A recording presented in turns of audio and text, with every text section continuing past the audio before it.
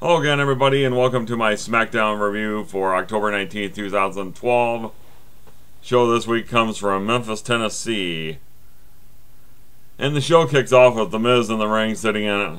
Looks like he's sitting on a couch, talking about how the last 48 hours of his life have been a living hell ever since he lost the Intercontinental title on the main event on Wednesday night.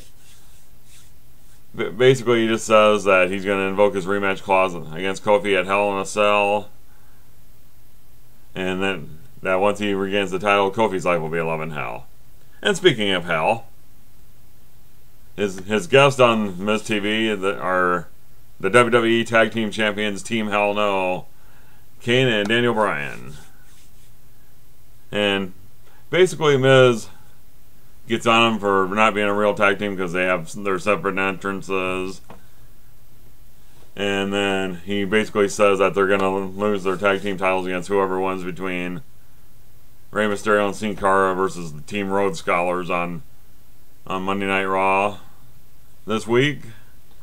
And so then Daniel Bryan says that he's the world's toughest vegan, and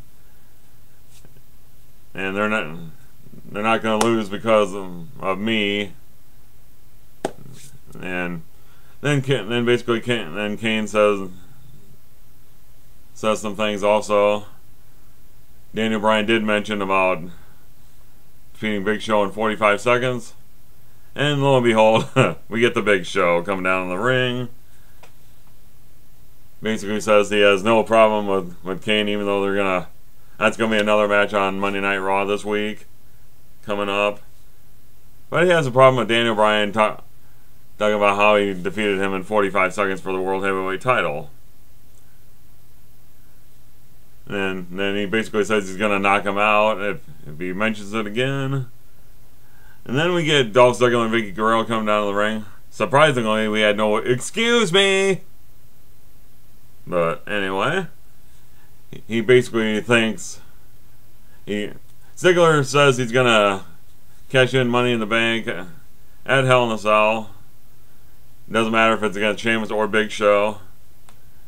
And then basically breaks down into a big argument, and then we get Booker T appearing on the ramp, and Miz saying, "Oh, what are you gonna do? You gonna make a handicap tag team match? Blah blah blah blah blah.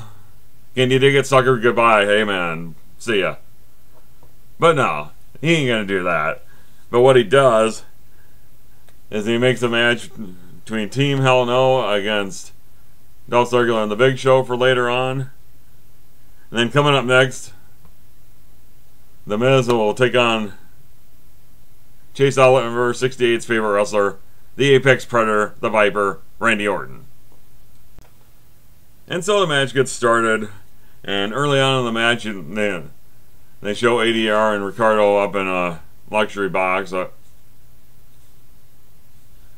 then later on, Matt Striker does interview them.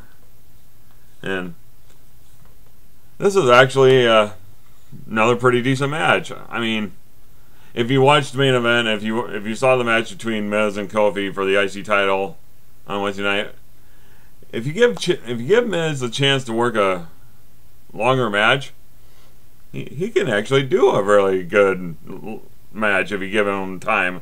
And this match did get a lot of time. Of course, Orton won with the RKO out of nowhere, and then you hear Del Rio up in his luxury box at the end of the match and saying, "It's going to be on my terms. I'm the new Apex Predator."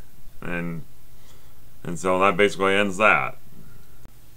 Okay, then you had a backstage segment with Sheamus running into Teddy Long, and basically what this is about is they announced a lumberjack match, which would be the main event between Sheamus and Wade Barrett, and at the end of the segment you see Eve lurking in the background there. So there's that for you. Okay, then we had a tag team match. Team Rhodes Scholars, Cody Rhodes and Damian Sandow against Justin Gabriel and Tyson Kidd. Well, no entrance for Gabriel and Kidd, so you can draw your own conclusions on this. one thing I thought that was interesting that JBL mentioned is that, well, with Justin Gabriel being from South Africa, here's a blast from the past that you older fans will know. Steve and Sean Simpson, the Simpson brothers, they came from South Africa. They wrestled in the old WCW, no, not WCW, WCCW along with the Von Erichs, and this was a relatively short match. Tyson Kidd was going for the sharpshooter on Sandow. Sandow had made the blind tag to Cody Rhodes, so Cody Rhodes ends up hitting a disaster kick, and that's how they won that match. So it was alright for what it was. It did what it needed to do. Put Teams and Rhodes Scholars over some more as a strong team. So, and I thought that was good. Okay, and then your 1 hour main event was Team Hell No against Big Show and Dolph Ziggler. Didn't have entrances for either team, well, probably because you saw them in the opening segment, so I guess that makes sense. This was a pretty decent match. Danny Bryan was in the ring most of the time, but he ends up getting the victory with the no lock, and Ziggler taps out like a drunk man. And once again, Dolph Ziggler jobs when it's not against somebody like a Zack Ryder or Santino or somebody like that. So, but then after the match, Kane and Bryan were once again arguing at the top of the stage, saying, "I'm the tag team champions! I'm the tag team champions!" And then Team Rhodes Scholars attack them from behind, and they start giving the business to Daniel Bryan. Kane gets pushed off the stage area. So, well, the only problem I have with this is that nice way to telegraph who's going to win your match on Monday night, huh? You're kind of telegraphing who the number one contenders are going to be now, aren't you? Okay, next you get the U.S. champion Antonio Cesaro against the returning Ted DiBiase. But first they showed a vignette of Cesaro outside in Memphis. Right outside of Sun Records Studios, and basically he thinks it ought to be destroyed. Just another way to try to get heat on himself. And it was a pretty short match. Josh Matthews did make mention of the DiBiase posse and how they have his tailgate sessions outside the arenas before matches and that. But Cesaro goes over as you would think. He nailed the big uppercut and then he got him with the neutralizer, so it was about what you would expect. I mean, they're not going to have DiBiase come back strong right away. But, I mean, but getting back to Claudio here, it doesn't seem like the crowd really is responding to him like they should. It's like, I mean, the worst thing you can get in wrestling is no reaction. I mean, you're looking for a reaction, whether it be a positive reaction or a negative reaction, and it doesn't seem like Cesaro's getting hardly any reaction at all. And that's really a shame, because I think he's been a good U.S. champion ever since he defeated that clown Santino for it. So I think he should be getting more of a reaction than what he is. But that's just me. Okay, next match is Heath Slater, one third of the 3MB. He's not the one-man band baby anymore. He's now part of a 3-man band with Jinder Mahal and Drew McIntyre. Hey, if it gets Drew McIntyre on television, I'm all for it. I don't care if Heath Slater sucks. He still does. He just doesn't suck as much now, because he's got people around him. And he took on Brodus Clay, and I guess, well, Slater got the victory due to the distraction by Jinder and Drew, and wow, I guess the jobbing of Brodus Clay is now commencing. Okay, then we had a Token Divas match, which I don't think I really need to talk about because it wasn't good. It was like a normal regular Divas match. It was Layla against Natalya. he was sitting in on commentary with JBL and Josh Matthews, and it's basically your 2-minute shit match, and Layla ends up winning, and wow, not much I can say about that. Ugh. Okay, then we see Caitlyn in the back, and Teddy Long comes up to her with Eve's iPod, and he.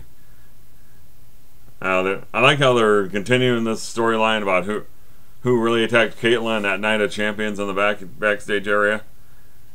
But Teddy Long shows Caitlyn Evans that really was Eve that attacked her, and Caitlyn takes a few photos with her cell phone, and that's about it.